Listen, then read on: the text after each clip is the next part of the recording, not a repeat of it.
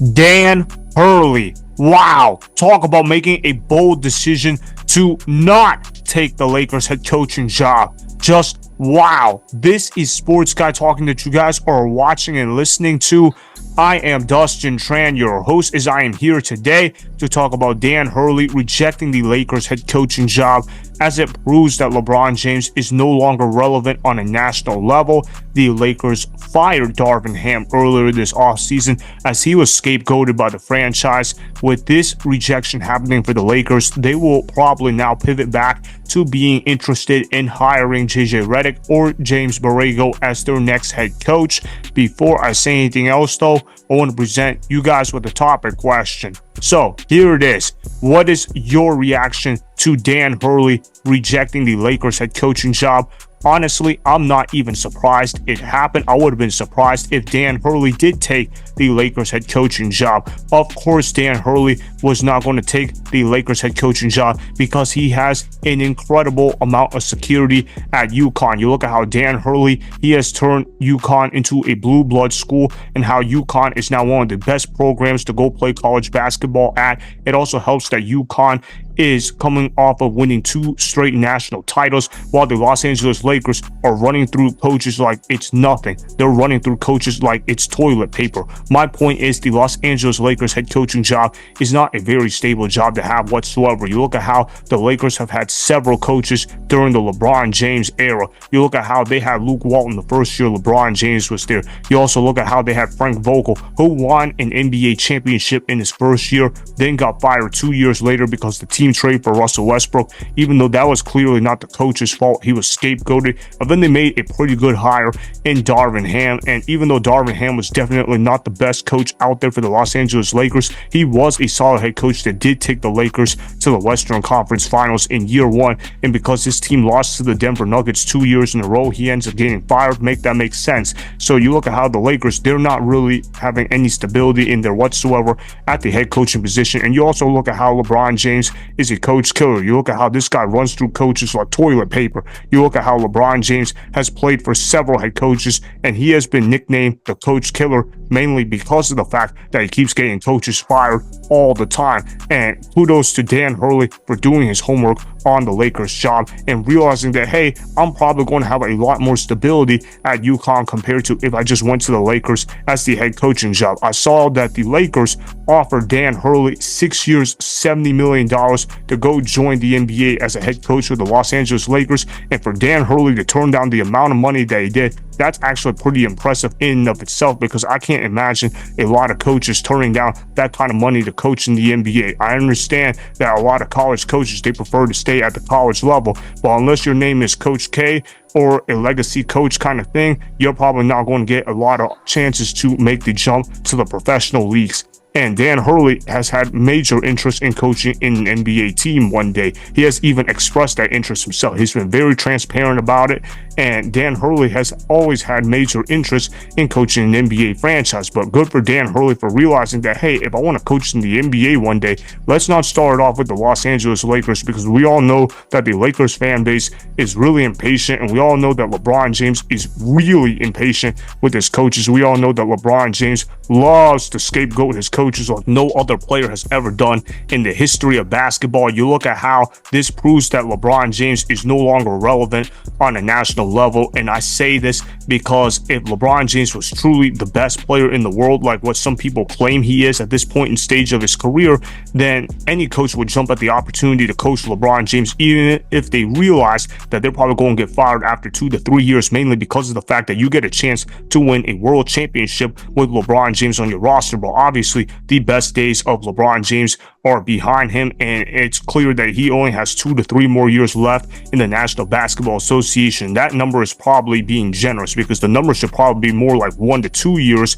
at most, but I'll just say 2 to 3 for the purposes of benefiting LeBron James, because we know that LeBron James is a great basketball player. Obviously, he's not the GOAT. He probably will never be the GOAT. The only way he is going to be the GOAT in my mind is if he wins 1 more championship or maybe 2 more championships as the #1 option on a championship contending team, but we all know that won't happen with LeBron James at this point in stage of his career. We've seen LeBron James on the Los Angeles Lakers for 6 years. The only ring that he won on the Lakers was when they were in the bubble. There's a reason why they call it the Mickey Mouse ring. That's because everybody knows that was the easiest ring in the history of the NBA. If you guys think I'm hating, just check out the Lakers playoff run in the first round, second round, conference finals, and finals rounds, because we all know that the Los Angeles Lakers had one of the easiest paths ever in the history of the NBA to win an NBA championship. Are you kidding me? You just had to beat the Trailblazers, you had to beat the Rockets, you had to beat the Nuggets, then you had to beat the Heat. And by the way, the Heat in the finals were not even fully healthy, and even if that roster was fully healthy, that was definitely one of the weaker all-time rosters in the NBA finals. The point is, LeBron James has had nothing but a little bit of success on the Los Angeles Lakers. Has he put up great statistics? Yes, but as far as wins and losses go, he hasn't really been a great basketball player for the Los Angeles Lakers, and that's because they keep running through coaches all the time. They got Luke Walton fired after year 1. They got Frank Vogel fired 2 years after winning a championship. They had Darvin Ham getting fired, even though the only thing he did wrong was losing to the Denver Nuggets 2 years in a row. And let's be honest with ourselves, was Darvin Ham really the reason why the Lakers kept getting owned to the Nuggets? Because when I watched the Los Angeles Lakers play against the Denver Nuggets the last 2 years, I didn't think coaching was the main reason why the Lakers lost those games. I thought it was because the Lakers didn't know how to show up in the clutch. And you look at how LeBron James missed a wide open 3 against the Denver Nuggets in game 2 in the first round of the NBA playoffs. And how can a coach fix that? Changing coaches is not going to make LeBron James all of a sudden hit a wide open 3 late in the game. Look, LeBron James, he bricked that wide open 3. It should have been an offensive foul to even begin with, but for the purposes of this argument, let's say that was a legit basketball player. Obviously, you look how LeBron James was wide open from 3. I mean, I could have hit that shot easily. You put me in that game, I'm not going to miss in that situation. But LeBron James, he misses a 3 in that situation, and the Nuggets, they go on to hit the game-winning shot as time expires. That's how they lose game 2, and obviously that's how Darvin Ham got scapegoated. But with Dan Hurley rejecting this job for the Los Angeles Lakers, it proves that the Los Angeles Lakers coaching job is not an attractive job whatsoever. There's a reason why a lot of candidates have ran away from taking jobs in Los Angeles, and that's because they know that if they get hired, they're going to get fired quickly. What they've been doing with these coaches is that they're hiring them to fire them eventually, and that's not a winning recipe whatsoever. You look at how in today's NBA, coaching matters more than ever, and the Los Angeles Lakers need to understand that. They need to give a coach time to build his roster the way that he wants to build it, and he has to be able to craft a vision for said roster sooner rather than later. And even if that takes 3 or 4 years to build up, well, go ahead and give the coach that kind of time. But the Los Angeles Lakers,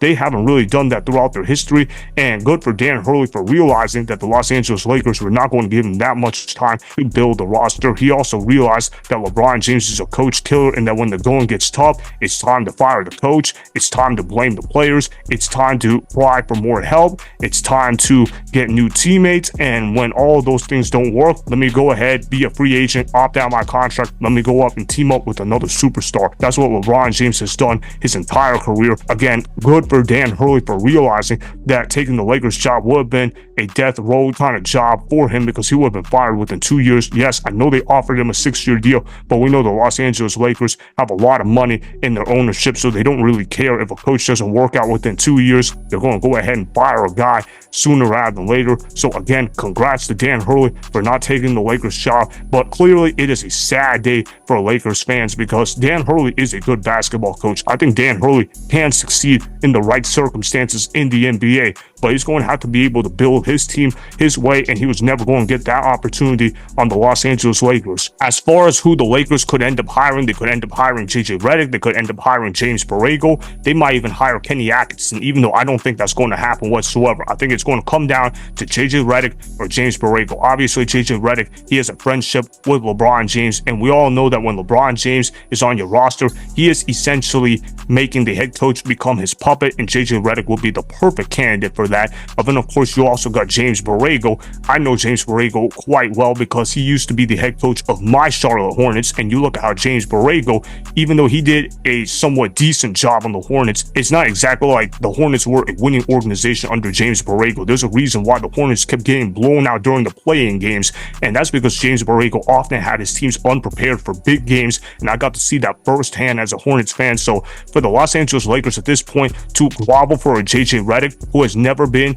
an NBA coach at any time in his career, or James Borrego, who has never really experienced any winning success whatsoever as a coach, well, that's going to be problematic in and of itself, and it just shows you how irrelevant the Los Angeles Lakers have fallen from their peak years back in the 80s and 90s. It just clearly shows you that the Lakers are no longer this prestigious franchise where everybody wants to go ahead and coach the Los Angeles Lakers because of the fact that they play in a big market and they get all the stars. Clearly, a lot of head coaches are just not interested in taking the Lakers job whatsoever. I can't blame them whatsoever. I'm thinking the same exact thing. If I was a coaching candidate for the Lakers, I know that if I was a desirable candidate, I would run far away from the Los Angeles Lakers, and I would rather jump in the ocean and swim in it rather than take the Lakers head coaching job. That's how undesirable this Lakers franchise is when it comes to the head coach position. So that is why it is a sad day for the Lakers franchise, as they have fallen off from the glory days in their franchise history. Remember, go ahead and subscribe to Sports Guy Talking,